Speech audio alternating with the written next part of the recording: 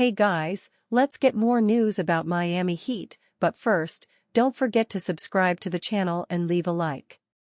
Heat gets late-night clarity on a draft pick and potential path to playoffs.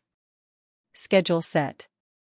Tuesday night's play-in games in Orlando and San Francisco provided a measure of clarity for the Heat on two fronts, one regarding the draft and another regarding a potential second step in its quest for a playoff berth.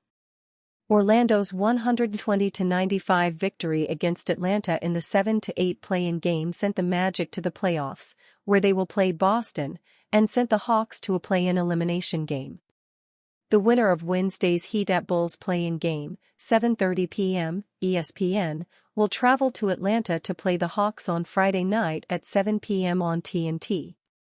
The winner of that game will get the 8th seed and advance to play top-seeded Cleveland in the playoffs beginning at 7 p.m. on Sunday on TNT. The Heat needs to win two road play-in games, in Chicago and Atlanta, to advance to the playoffs. Miami's season would end with its next loss. Meanwhile, Golden State's 121-116 play-in victory against Memphis late Tuesday night sent the Warriors to the playoffs, where they will play second-seeded Houston, and ensured that Miami will receive the Warriors' first-round pick in June's NBA draft. That pick will be 18th, 19th, or 20th, with the order to be determined by a random drawing among the Warriors, Memphis, and Milwaukee, who all finished 48-34. Playoff performance has no impact on draft order of playoff teams. Under terms of the Jimmy Butler trade, Miami was scheduled to get Golden State's pick in June as long it fell between 11 and 30-something, which is now certain. ESPN's latest mock draft, released last week, has French point guard Nolan Traore, Michigan forward Danny Wolf and Arizona swing forward Carter Bryant going 18th, 19th, and 20th.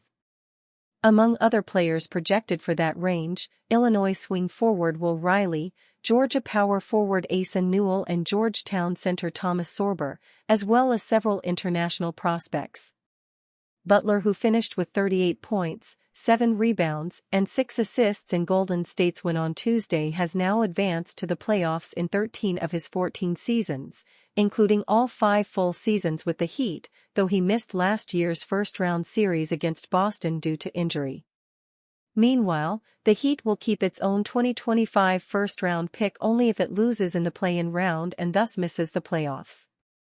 If the Heat makes the playoffs, Miami would send its 2025 first-round pick to Oklahoma City but would keep its 2026 first-round pick.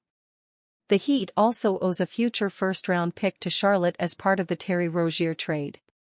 If the Heat misses the playoffs this week, OKC would get Miami's unprotected first-rounder in 2026 and Charlotte would get the Heat's unprotected first-round pick in 2028. The NBA released dates for all first-round series in the middle of the night on Tuesday. And if the Heat wins at Chicago and Atlanta, Miami would play Games 1 and 2 in Cleveland on Sunday and Wednesday, with Game 2 airing nationally on NBA TV and locally on FanDuel Sports Sunday.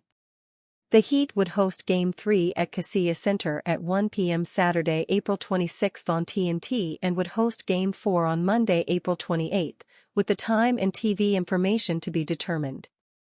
Heat's Bam Adebayo drops March Madness truth bomb on NBA play-in tournament. With the Miami Heat looking to make NBA play-in tournament history by being the first 10th seed to make the playoffs, the team first has to get past the Chicago Bulls on Wednesday. As the Heat face the Bulls in a win-or-go-home contest, star Bam Adebayo compares the feeling to that of March Madness. Compared to a 7-game series in the playoffs, the play-in tourney is a tad different, especially at the 10th seed like Miami, where they don't get a second chance like the 7th or 8th spot if they lose. In that regard, it does compare to the NCAA National Tournament or March Madness, where losing one game in the tournament ends your season. It's like March Madness, win or go home, Adebayo said.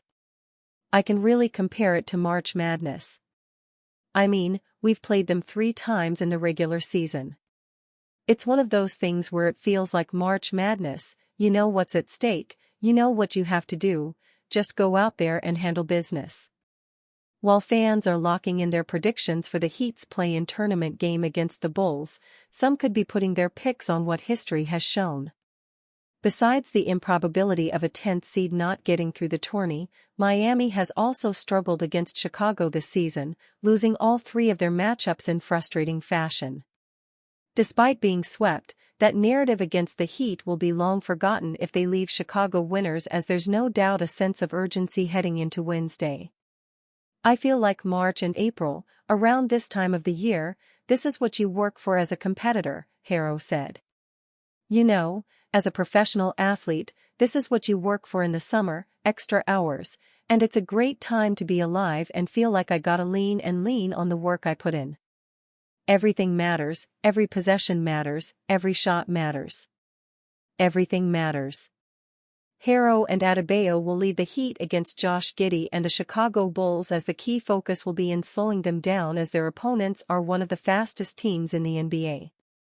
Specifically, the Bulls are the second fastest in pace at 103.6 possessions per 48 minutes, while the Heat are on the other end of the spectrum at the 4th slowest at 97.1 possessions per 48 minutes.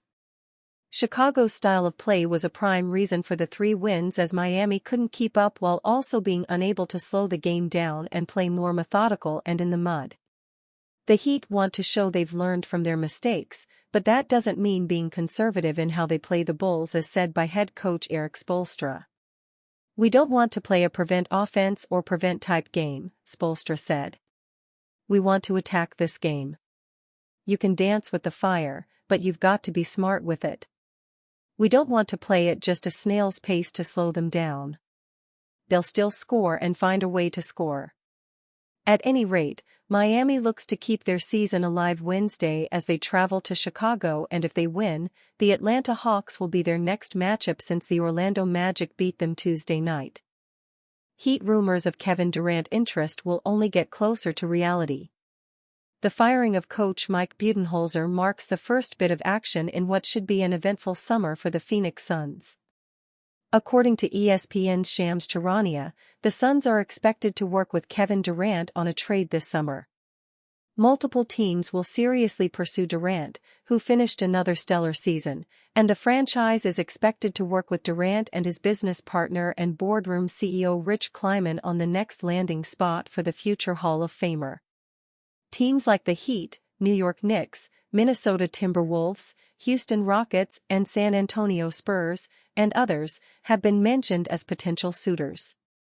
Heat president Pat Riley is always chasing his next star, and Durant would be a significant upgrade after a disappointing season in which they were forced to trade Jimmy Butler and ended the regular season with the 21st ranked offense.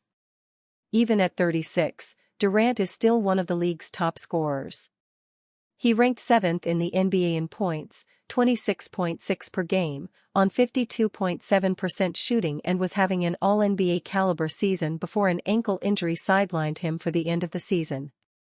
Over at Bleacher Report, they came up with a trade package headlined by Andrew Wiggins and draft compensation.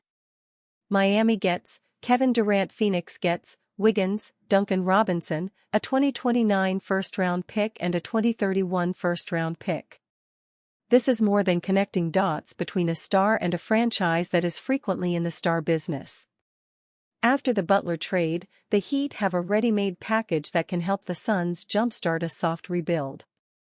Phoenix should prioritize financial flexibility and restocking draft assets, and the Heat can give them both.